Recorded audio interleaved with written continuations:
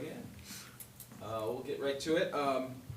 First of all, not our largest request, but got a request recently from a community group that was looking to see if the city would help pick up the tab for a $900 pickleball net. They have kind of more temporary ones there now, and they're looking to expand to a more professional, longer-lasting net. It's an open, free court that there's a ton of activity, I'm told, at. I'm going to visit in June. But we recently found out also that it's owned by the Y. There was some confusion on just because it's open, accessible. So my initial recommendation back to the group is that it's a Y property and we shouldn't be investing in it. From the city side, I'm meeting with the Y later today on our negotiation on the extension of their contract. So that's kind of where I'm at. But with all things like this, I wanted to bring it to the council. And if you all think elsewise, happy to consider that request. I think pickleball in the future in Ellsworth could be a part of our recreational assets and opportunities, and a lot of cities and towns are adding courts, in the same way that cities and towns added tennis courts and basketball courts. We've added a basketball court, but for a Y-owned facility, I feel like that's a expense for the Y. So Has the pickleball community talked to the Y about it? they have, yeah. So there was a mixed message they got about ownership of the courts, and that they didn't quite know. I think they were built by a donor. So now I'm talking to Matt later today. I don't think they talked to the right level of the Y. Okay. So I'll talk to Matt, kind of get his input on it, and maybe have some more information. But Personally, I am not in favor of doing this. I think it's great, yep, but at the same time, we also give them like $70,000, so to kind of help with those types of things. That's just I'm just one, so. Well, I'd love to weigh in on that. The city gives them, and maybe they didn't talk, like you said, to the right people at the Y. Yep. But I think this is a great time to remind everybody that the city's making a $27,000 a month payment for the Y to be in the Moore School, and they are getting $70,000 thereabouts from the budget. And maybe they haven't hit the right spot, but I think they ought to weld a bottom in their tin cup and stop asking, because we just put a $180,000 roof on, if I remember right, to that building. And it aggravates me that the Y gets that building for nothing, and then they charge everyone that comes through the door. And I know that's not the subject here, but I think it's a good time to state that I don't think it's in Ellsworth's best interest to buy nets for the Y. yeah. And maybe I should reframe this a little bit, and I think I should probably give the council and the finance committee an update on the Y contract, maybe even with Matt, on kind of where we're at and some of the financials and some of the other pieces. I know we had a previous, again, this wasn't a request from the Y for the city to take care of the nets so that they don't have to. It was a request from a citizen group that really, when I talked to them, had no idea even the provenance of the courts. So we've since, and I'm meeting with Matt later today, as we've been meeting almost weekly, to figure out next steps in that Moore Center. I think there might be a better council discussion and honestly some public input on how that structure works, like what the intent was 10 years ago, because to some of the points you've made here on how much we're giving to the Y and what they get for it. There's also a piece on how much they essentially operated and have. Now we have a Parks and Rec director coming in. There may be an opportunity to kind of change that relationship, I think, over the next year. But they also operate that whole entire center. So it was upgraded, I think, $7 million-ish. I could be wrong when they upgraded the Moore Center. 3.9. 3.9 million, okay, sorry. I think maybe it was a $7 million bond that year. The 3.9 million, and like a lot of things, okay, renovated building, Y will operate it, pay the electricity, pay the upgrade costs. They only pay anything under $5,000. For upgrade costs, yeah. Yeah, they only pay exactly. So anything over 5,000 on larger capital expenses. However, there's plenty in this building of under 5,000 expenses as a single expense. So it's not like they only have less than $5,000 per year in expenses. It's if the expense itself runs over 5,000. So, a dishwasher runs out, $2,000, they got to replace that. So the aggregate of the less than $5,000, but a roof, we got to replace. That's kind of been, and I think 10 years ago, it was making financial sense for them to operate like that. But they haven't increased rents on the other renters in the building in a long time. They're operating it at a loss now, and I think we need to show the council kind of how those financials work.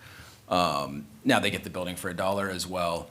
So what the city has gotten, I think the original intent, and I often am in the dollars and cents of this conversation. I get very like, how much it's costing, how can the cost share be more equitable, should the city take it over? And Lou's side, we met with all the groups that rent the facility last week to talk about their rental arrangements and the parts of the building they're renting. And it's also, I think, good to keep in mind as the city's investment here is as a community center. It's not to like subsidize the Y. For the activities the Y does, you look at their list of things they provide recreationally, also the childcare piece, also the fact that the school is expanding their early childcare program in the YMCA, and then talking to the music center and the senior group that are in there. And I think the original concept was, the younger daycare, the senior center, the music group, and that they'd all have very low cost to use that building as a community center. Which in many ways is a success. Like all the programming they do there, the concerts, the senior things, but the cost of it and how the Y operates it for the city, I think probably needs a lot more detail to bring to council. So. I haven't talked to anybody that walks through that door and drops their children off that don't pay a bill to be there. I don't know what the number is, but the few conversations I've had that they're paying good money to have the Y do the daycare piece. And I'd like to see those numbers. Yeah, happy to show you those too. I think there's, as most of the groups that are working in this space in childcare, this is not a money-making endeavor, the nonprofit in Castine that runs them. And we can show you the financials of how that works out for staffing.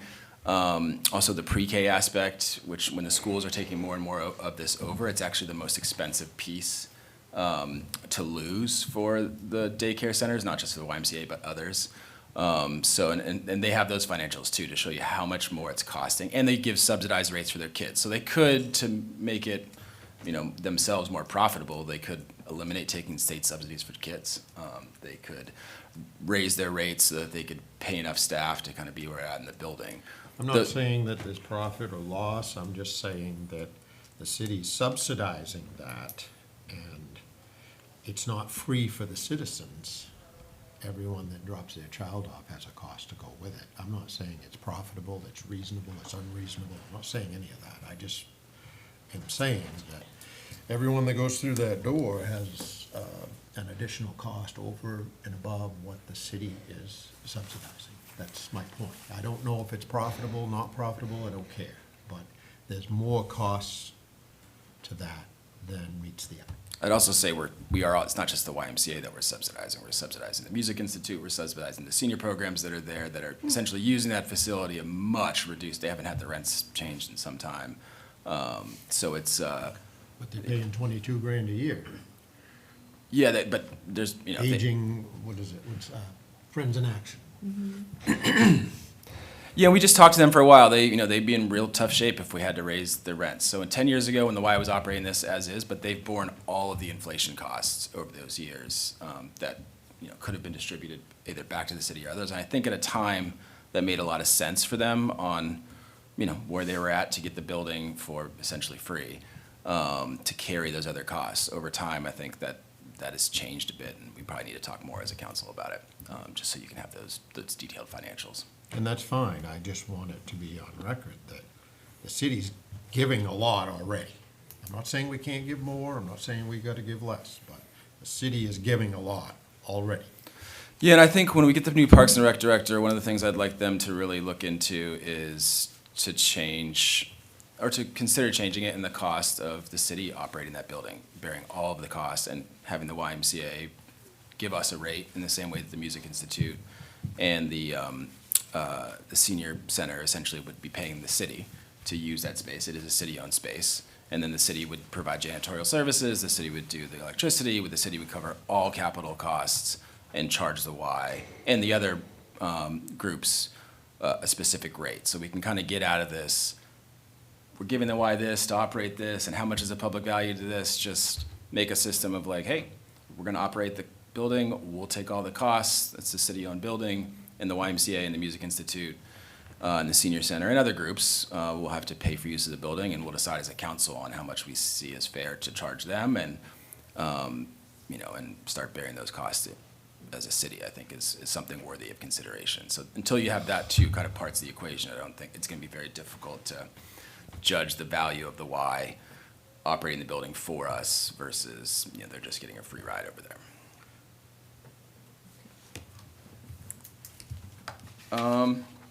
That's it from my side. And I'll send it over to Nate. Morning. Obviously, this week we are still continuing to work with the auditing team. We had a meeting actually yesterday morning with Charlie and some other staff in regards to kind of where we're at in the process. Ron was there, was on the call as well. So I think, you know, we're gonna still keep trucking along. You know, obviously working with the team, it's, you know, same kind of song and dance, but Ashley and I, tag team, are trying to get this thing accomplished, and they keep saying that it will be done. Right now, the hard set date is June 30th. I know it's changed every month, it seems like, but there is that deadline of June 30 that they are pressing forward. So that's what we're working on. And then in the agenda item I put on there was, it's got a typo in there, but it should be a proposal to decrease the amount of finance meetings we have a month. And this is just an open discussion. It might be a closed cut, no, it's not gonna happen, but just looking at maybe decreasing it from every week to maybe let's just say a second and fourth Friday of the month, just with the fact that we can do the e-signatures with the warrant. I didn't know if this was something that we could possibly look at doing, whether it be now or starting with the FY26 fiscal year.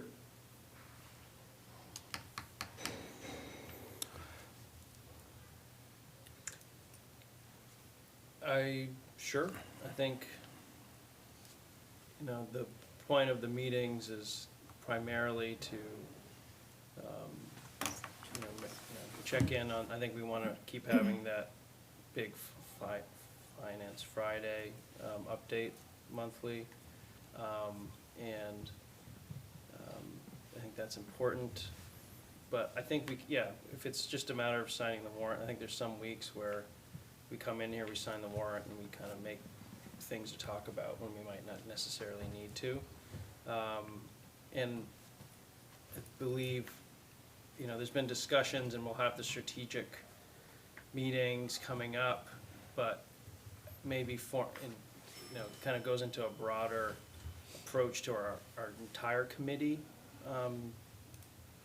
makeup, in that I think some committees should probably be meeting more and discussing, you know, like we go off finance topic often in this meeting, towards, you know, everything at the end of the day relates to finance, it's one way or the other, but I think having like a roads committee meeting more, figuring out what that looks like, and then, because it seems like the finance committee's also become the de facto everything else going on committee, and I think there's a better, more efficient way.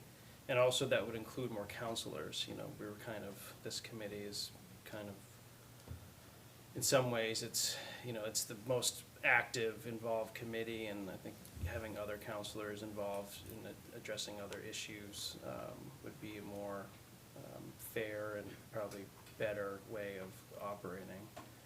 So that's a long way of saying, I think it's worthy of discussion. I think it's, there's point, especially if we can sign the warrants, you know, electronically, where we can just sit down and, you know, I read through it on Thursday when we get it. And, you know, and if there's real need to have us come in and talk, I think that's great.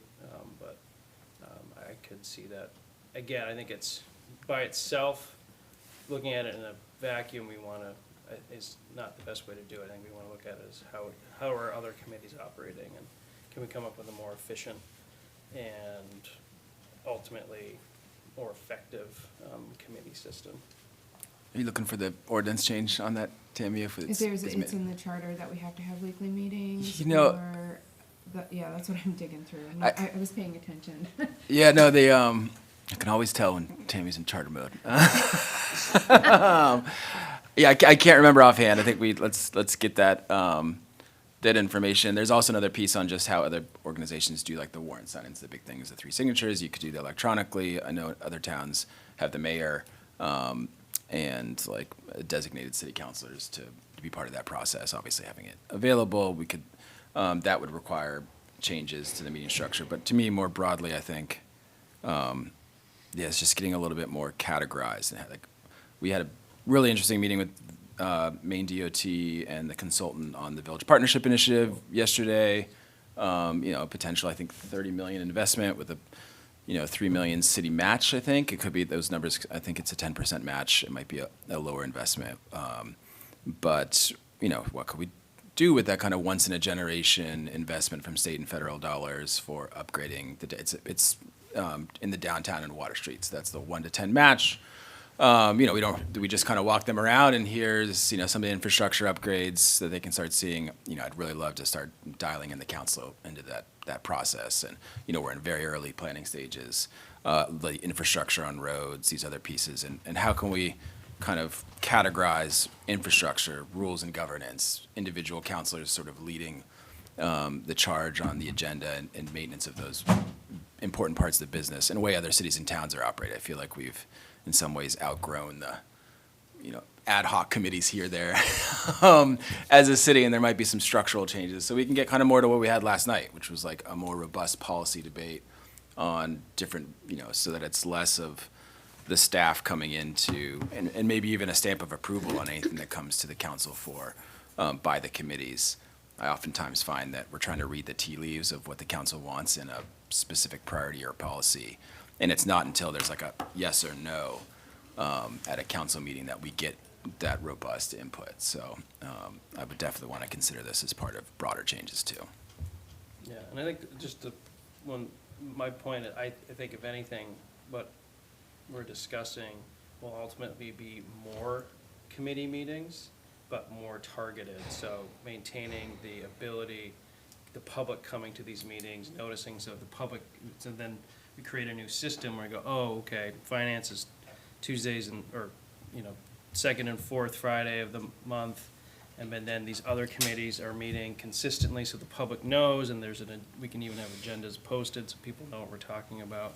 And I think overall it could make a more efficient process. So when we do get to our monthly council meetings, more counselors have been involved with more discussion on more issues, and I think we can have more efficient and more informed.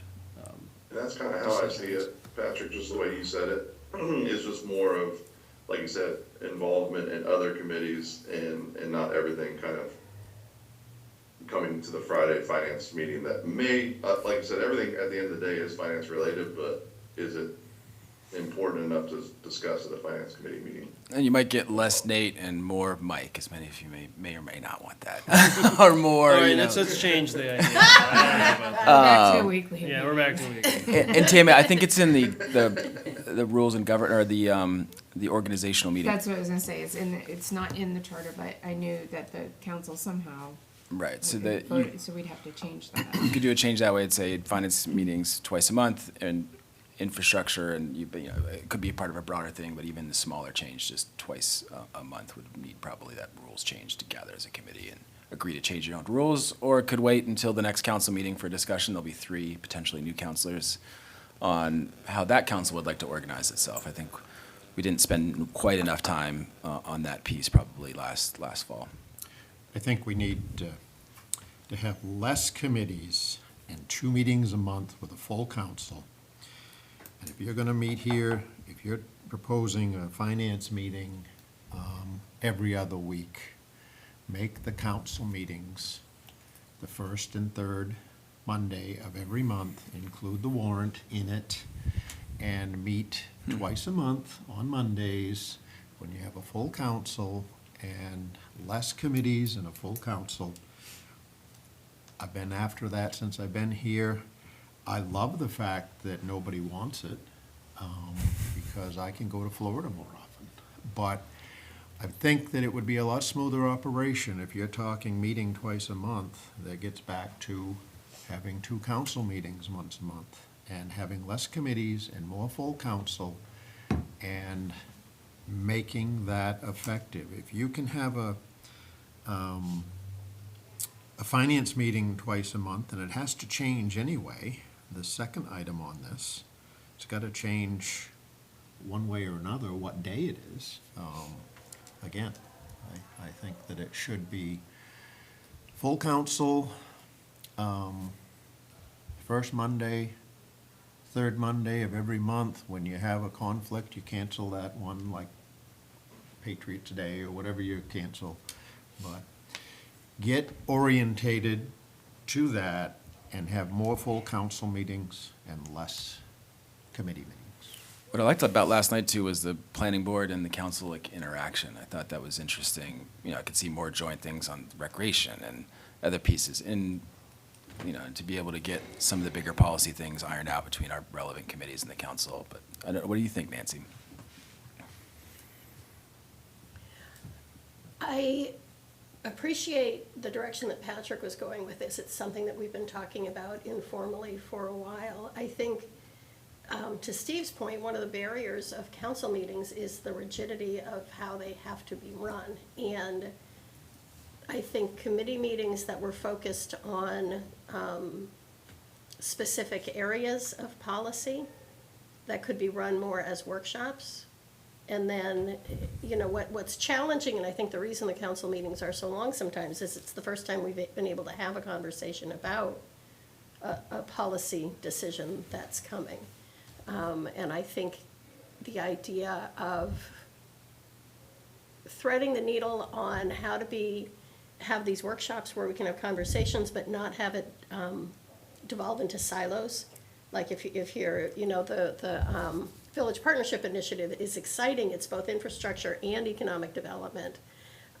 So being able to bridge those policy issues, I think what I would look for is the more informal setting than our traditional Robert's Rules council meetings. Yeah. And I think ratcheting these back for the reasons that have been discussed makes sense. And then how we fill that void with being able to have conversations before there's a vote. I was listening to this and going, but what's the goal? The goal, I think, is more discussion and understanding before it's the night that we vote on something. So what is the best way to proceed with that? Yeah, take like the YMCA conversation, right? I'm not allowed to have a conference call with all 5 of you to really be like, hey, here's where we're at. Yeah. You know, I can talk to you individually. I meet with the Y. I'm trying, and like the kind of way it comes forward is I kind of have to get to this point where I bring it to a council meeting, and then we have that discussion. But there's so many rules and policy and procedures on how the public hearing and when it gets on there. So then if we're not to yes or no, then it's another month or 2 months, and there's a ton of pre-staff time, as opposed to if we brought that to the, you know, the rules and governance workshop or an infrastructure, it's that capital asset. We really kick those tires on that process as a council, and it's like, okay, this is sort of committee approved and ready for prime time for the council meeting. You can make the council meetings much shorter, more robust. Here's how the committee thought of these things, but the more informal, still public, still available on our, you know, camera, we kind of kick the tires more as a council on these major policy items. Perhaps a hybrid would be to have a workshop the first Monday of I was every just month. thinking maybe we should do that. And blend some topics into that. That would speak to your, so it's the first Monday of every month that we have a workshop with a full council that can attend, and have 4 subjects to discuss or what have you. And then on the third Monday of every month, have the council. I think that may make it really efficient too. Yeah, If we're already we having, know when the asking those workshop questions is, and- we know the subjects, the public knows. I don't know, it's just, it's To a your point, Nancy, hybrid to your, Right, It de-silos too a bit. right. You can almost see the Yeah. opposite of the smaller committees could also have its own process problems of you organize this as opposed to this. It's like, hey, if you want something on the agenda for the third week for the council meeting, you got to make sure it's ready for prime time. But you can come in more of an informal area, here's where we're at, and the council, and you're not reading the tea leaves on the council meeting, you're actually reading the tea leaves now. And the council can say, all right, we're pretty close, I think, Yeah, they're not tea leaves anymore, it's an actual. Yeah, it's an actual conversation. discussion, or they could be like, you Yeah. got a long way to go before you bring this lease truck idea to me. Well, And, if I could just interject one thing, I mean, I'm not saying that's, we call workshops all the time, we had one last night. yeah, That doesn't prevent you from calling a workshop. But if you had a workshop the first Monday of every month, and if you needed another one, we do that during budget season, I mean, you call workshops all the time. Yeah. And, but if you had a scheduled workshop, I think that would be much clearer to the public, and I think there could be a lot, potentially 7 counselors could be here and hear the whole thing instead of the committee situation.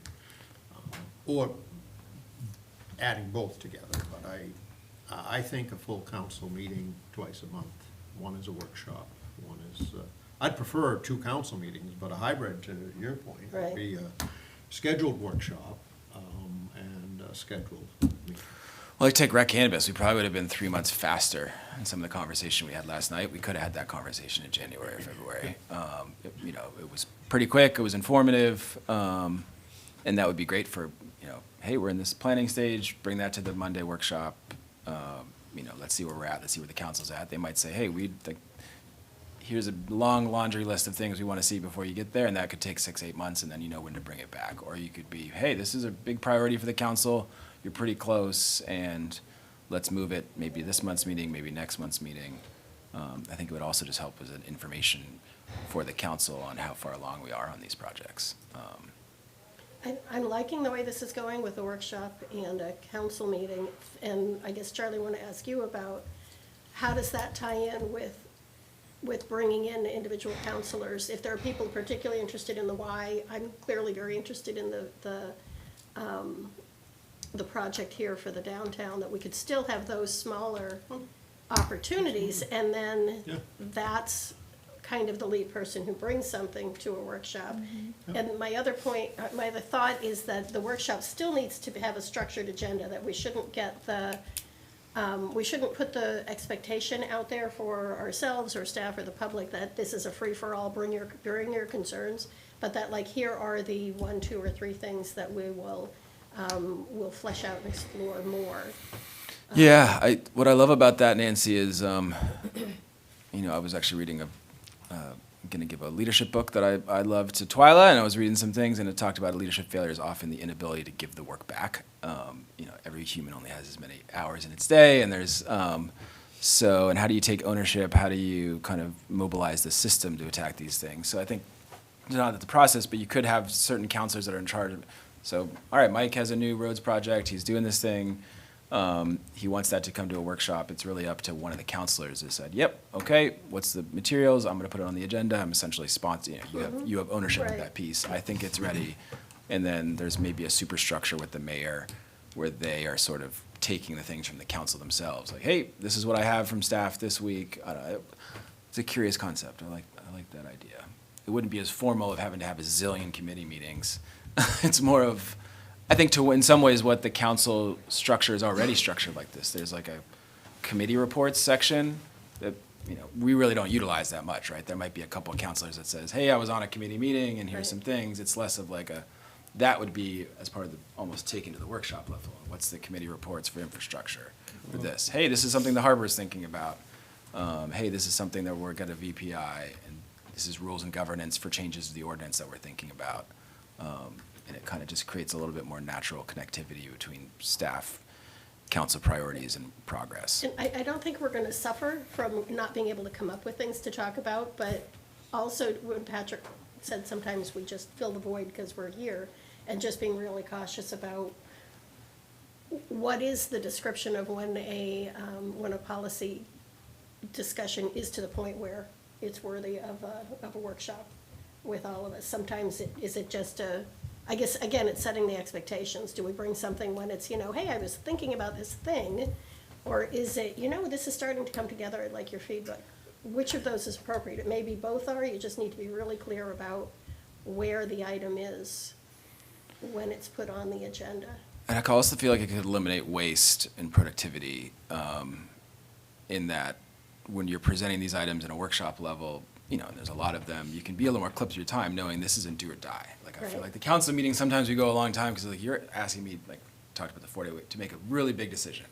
And if I'm gonna get to this, we need to have an hour and a half long conversation, as opposed to in a workshop level, you're talking about something, you know, we have 7 items to go over today, okay, well, we can say no right now and get us more information, and it's not like, you know, having a public hearing, and oh my God, we're gonna have to bring it back again, it's just, it'll allow us to be a little more clipped with those workshops.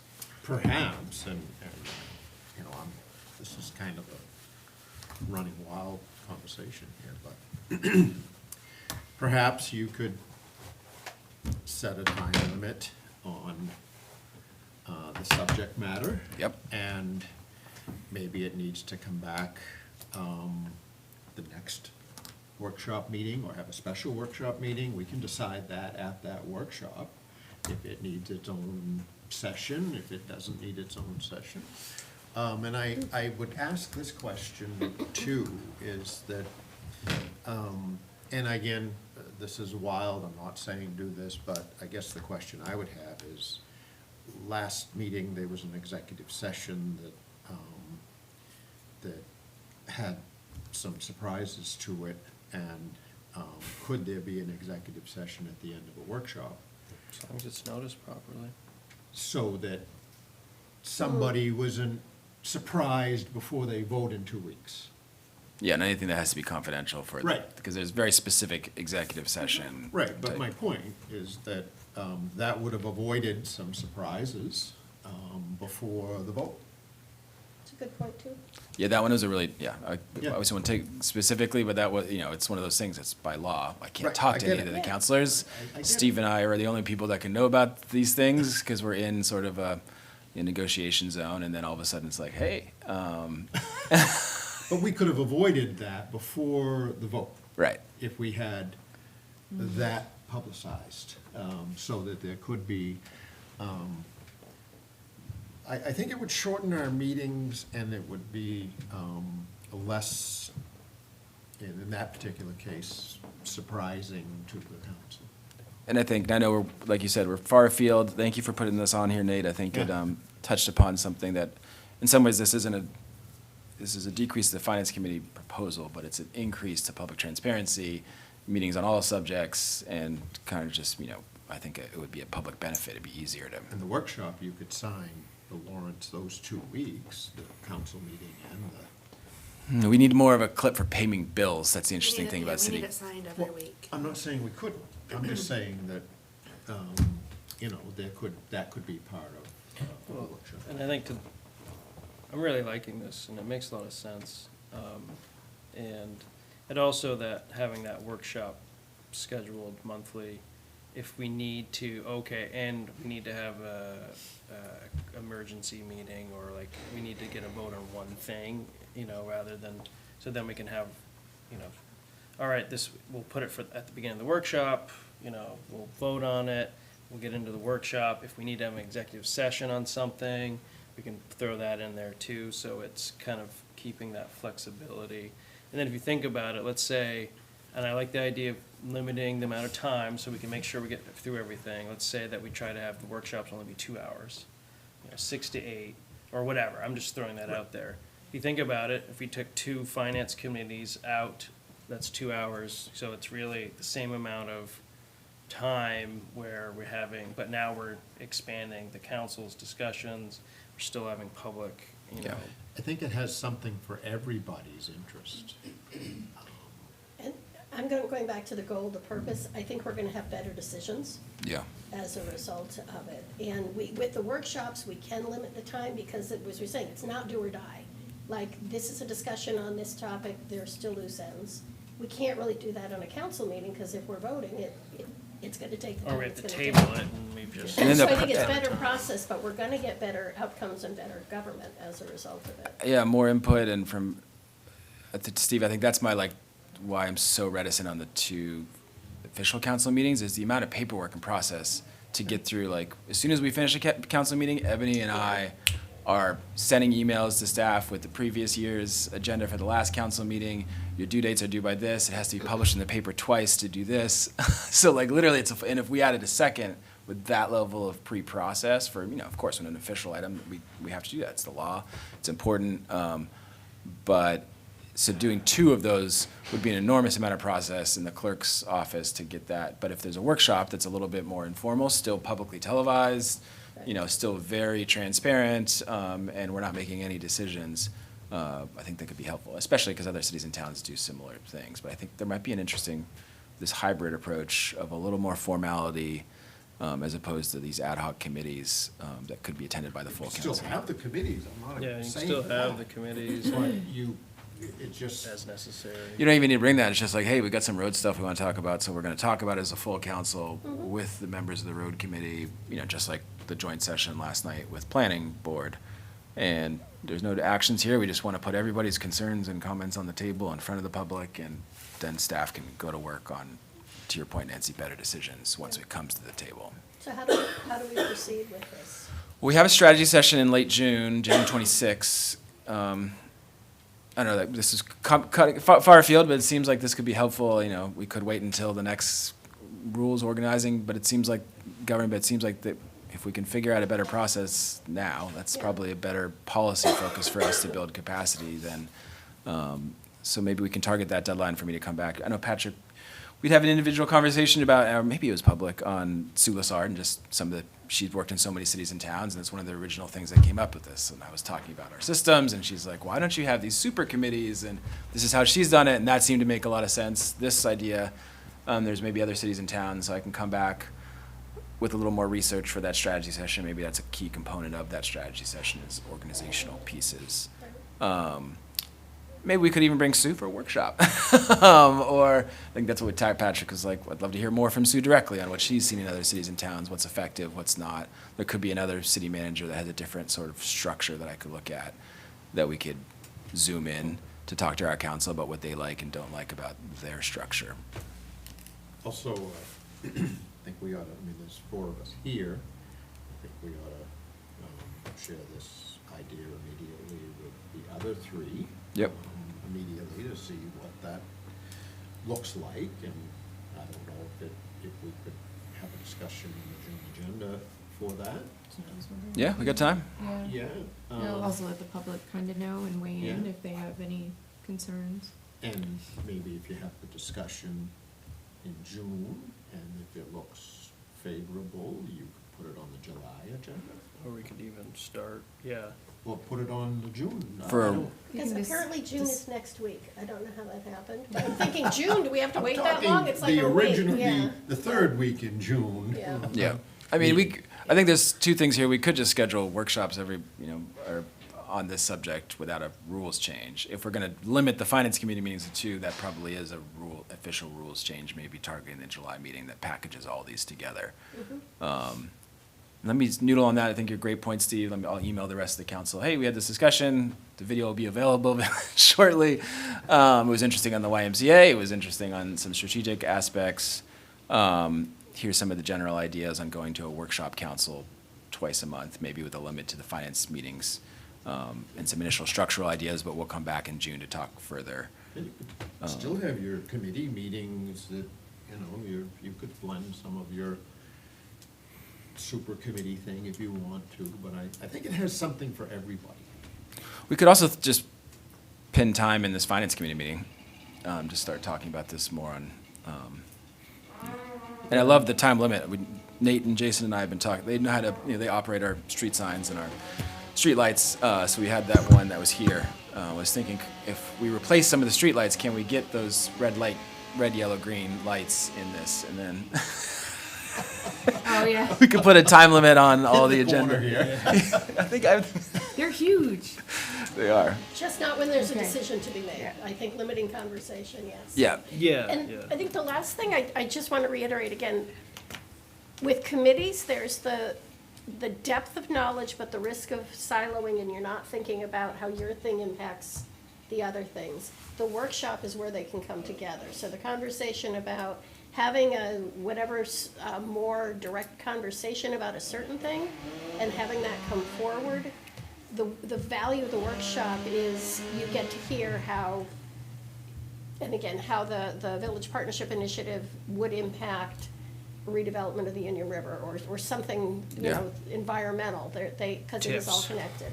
Tips, and Hart Ellsworth can come Exactly. here, external groups are like, oh, you're talking about a massive tens of millions of dollar investment in the downtown, like, let's have Hart Ellsworth here, and they might wanna come see this, and a council member that Right. can, be bringing those coalitions, the people that are connected, it'll. But maybe even, it's the ones he didn't think of, the connection, like Heart of Ellsworth, of course, that makes sense for that one, but I'm drawing the other thing in my life, the Cemetery Commission may have something we hadn't even thought of before that may relate to it. Yeah. And you'll learn that in the workshop. So I think having the targeted expertise and time, the workshop to see what the connections are, and you get to think about it before you gotta make a vote, and then the council meeting, I think that progression is, And I would love valuable. morning too. I know the 6 but if we can do an early morning, oh my gosh, I feel like everybody's more on their game. It's the 7 to 9 zone, but that's just me. if you wanna help put the 10-year-old on the bus, that would be fine. Oh, yeah, that's right. I can do 8, I can't do 7, yeah. Yeah. Little guy. One thing too, I just throw out is, not every counselor has to attend every workshop if they have a plan, but it would be televised. And unlike committee meetings, this one's, not all committee meetings are televised, but the workshop would be televised. And so if there's a conflict with someone not coming, they at least they could come via Zoom, or they could watch the meeting. Yeah. Weigh in on it at the council meeting. Or they didn't have something from their particular area of focus that they wanted brought in this committee agenda. They're interested in some of the items, and it's Yeah. kind of, and at the next council meeting, like, why wasn't I informed? It's like, well, could have Zoomed, could have watched the video on it. It was on the agenda for it. I just think it has something for everybody in this brainstorming session. Come from the idea of 2 finance meetings. It's kind of neat. Yeah, and I think one of the things I'd love to bring to the rules and governance Pretty quick, yeah. side of things which is the second piece on this, which is the 4-day municipal work week, which, I have done a little more. This could be another meeting for a larger discussion. It's kind of one of the things that came out of the clerks union negotiation is originally there was, I think, about a year and a half ago now, they changed the schedule of City Hall to be Monday through Wednesday, 8 to 6, or 8 to 5, Thursday, 8 to 6:30, and then Friday, 8 to 12:30. And again, I had to remind myself, and I've lived this for a while. My hours are oftentimes much, much longer than that. But to me, that's not. There was a note, and when they originally announced this, which from the city manager's office, that it would be revisited in 6 months to go towards a 4-day schedule. Steve and I have talked about, and talked to the clerks union about a 7 to 6 is what they have been interested in. It's managers' rights on kind of the hours of City Hall, so that's what we've talked about briefly as a council. I think we need to talk further, bring some staff in on the benefits. You're still getting your 40 per week, how that would affect here, but I think also a great thing to bring staff and others who are involved in that conversation, how it affects City Hall business, and get the council's buy-in and input, or antagonism towards that idea. Me personally, I'd rather go back to 9 to 5 so I can get my kids to school every morning, and then my wife can do pickups. But I don't think we're going that direction with the staff. The kind of direction was to go more towards the municipal schedule that's predictable. I think 7 to 6 makes a lot more sense than our current schedule. But If I may, I'd like to just say this, that in line with you, I would rather have a 5-day schedule, but there were promises made and discussions. But I'd like to remind everybody that right now, Mr. and Mrs. Ellsworth is trading 4.5 hours.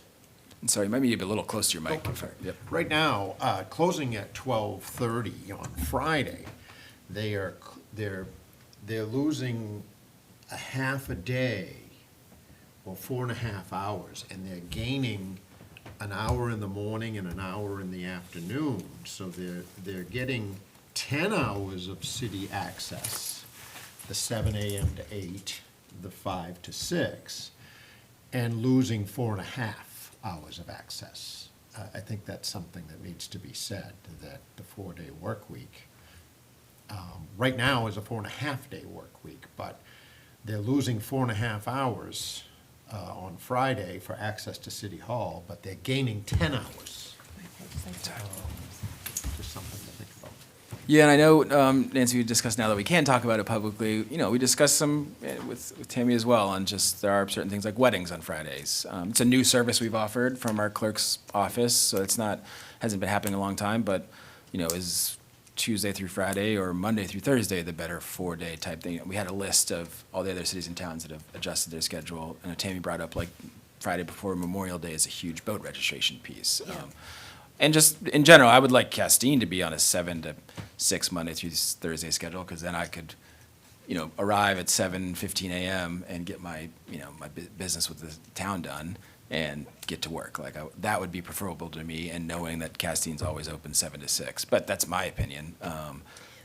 Well, and that's my opinion. You know, my concern has been where it's a public-facing entity and serving, it is the residents, it's also the businesses. I think hearing from the chamber on this is the way that we're going, what are their thoughts? The business group, what are their thoughts? Because it is the people, ironically, I was at one of my son's houses on Memorial Day, and he talked about trying to register his boat in his town, and he showed up and the town office is closed on Friday, and I said, funny you should mention that.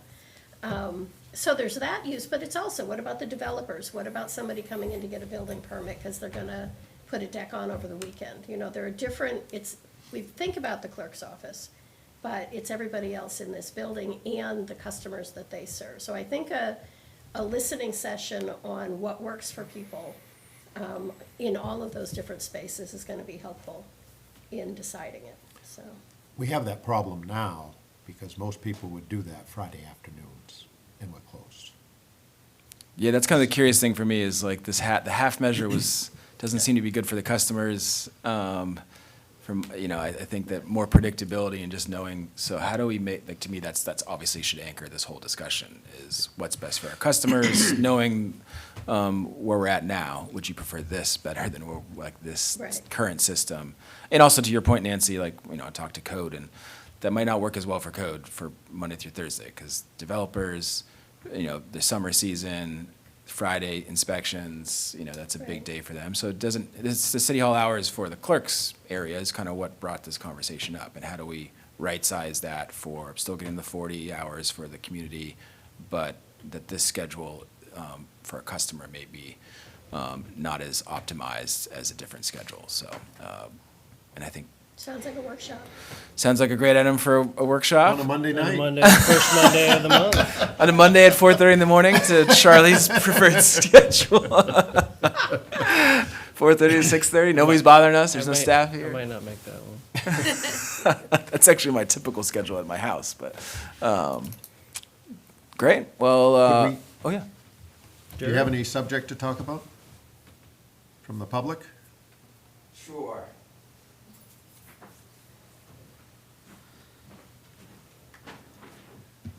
Morning, Jared, resident.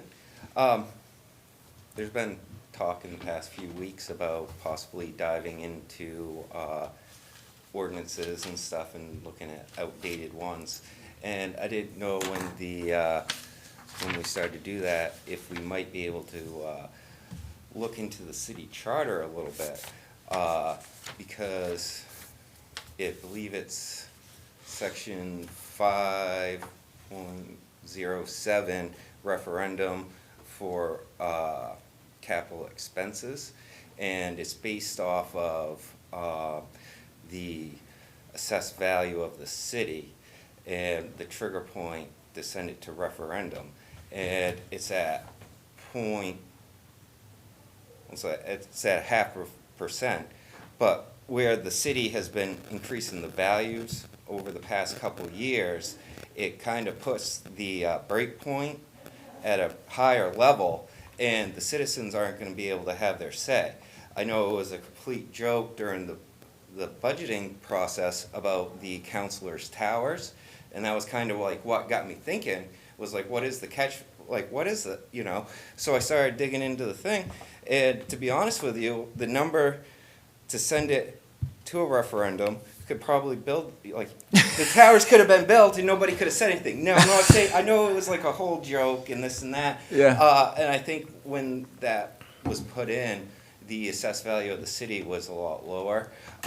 Obviously, you know, I don't feel like, you know, citizens voted for you guys and we have faith in you as far as like buying excavators and whatnot like that. But at the end of the day, I believe it's, I did the math and it's like 200 and something thousand dollars, or $200 million before we get a say in like what is spent. Now, I know that there's parts in that, you know, that excludes like the water treatment plants and that sort of stuff, which I totally get. But I didn't know, you know, when we start to dive into ordinances and stuff, if that might be something we can kind of put more in line, like maybe put a breakpoint number that would get sent. I know that it's $3,000-4,000 to do ballots and all that stuff. So I know there's a cost, you know, to it, but I just think that the citizens should, at a certain point, should be able to have a say in what is being spent.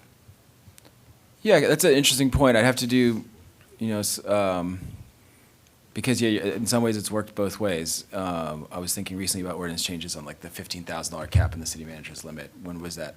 You know, we're having one that's going to come to the council meeting that's just a little bit over that cap. It's for a road, you know, it's really not a huge, you'll be interested in it, I'm sure, but it's the road scan I've talked about a bunch of times. There's a couple of companies and vendors. Like, we didn't have to public hearing and do this. Like, there's 5,000 more in my authority, and when was the last time? But it also might work in reverse. Like, what has kept up with inflation or valuation is like a $600 million increase in the valuation of the town over the last 5 years, from 1 to 1.6 billion. And we may have too much potential authority to bond without going to ballot. To be like, hey, we want to issue a $40 million bond. We're going to build the Steve O'Halloran memorial statue. It's just going to be marble. We're And sorry to lose you. I'm sorry, I'll miss you. We're gonna serve for the next 30 years together, remember? it's going to be like a colossus that strides both sides of High Street and says Gateway to Acadia. And we technically wouldn't have to, if we got 4 people to vote on it, we could move forward. Not that would happen, of course. I just would throw this out, that since I have been on the council, I have been in favor of putting both sides of the budget to referendum, not just one. I realize it takes some work to do that, but I think Mr. and Mrs. Ellsworth, if they're allowed to vote on the school budget, they should be allowed to vote on the municipal budget. And if it all went out every year, simply put it out every year to see what the citizenry says. I think there's some valid points to that, and I think it would answer your point. But yeah, happy to consider it as part of that ordinance review process. I think we have received a bit in that we'll talk about it later on going forward with that bit or not. And to your point on council champions, I know I've said I'd love to partner with Steve on that. I think we are aligned in ordinance in many ways and maybe unaligned, and at some point in time working on that, but also bringing it not just so it's just Steve and I working on it for the next 4 months, and then we surprise you at a city council meeting with what we got. But, you know, we're leading the charge, bringing it to council. Here's the ordinance things we're considering. Maybe it's in the charter, and maybe it's just business. Maybe some of these things are, you know, in cross areas that we have to figure out. You know, that could be also helpful with the workshop. I've been doing work on that at the state level too, would be interested in removing barriers for development in town. Right. Yeah. With that, I have a Zoom meeting in 6 minutes. Okay. Jared, thanks as always for your. Yes, thank you. Always good Great points. comments, yeah, Yeah. thank you. Well thought out speeches. Yeah. Great. Great, Done? good meeting.